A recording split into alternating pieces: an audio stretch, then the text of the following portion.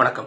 இந்த மேல வர வீடியோ கொஞ்சம் பாருங்க. இந்த வீடியோல அந்த வீடியோ போட்டவர் என்ன சொல்றாருன்னா, மேற்கு தொடர்ச்சி மலையை கொஞ்சம் கொஞ்சமா அழிச்சிட்டு வராங்க அப்படின்னு சொல்லிட்டு சொல்றாரு.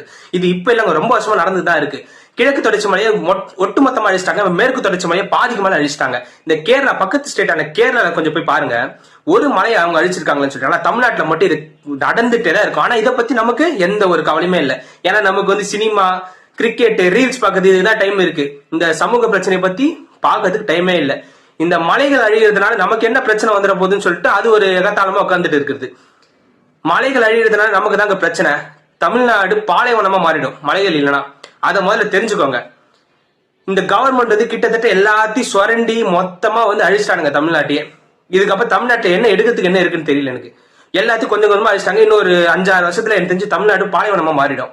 இது நாங்க இப்பவே நம்ம கண்டிக்காம விட்டோம். அடுத்த வர ஆட்சியாவது இது எல்லாத்தையும் தடுக்கணும். மலைகளை முதல்ல காப்பாற்றணும்.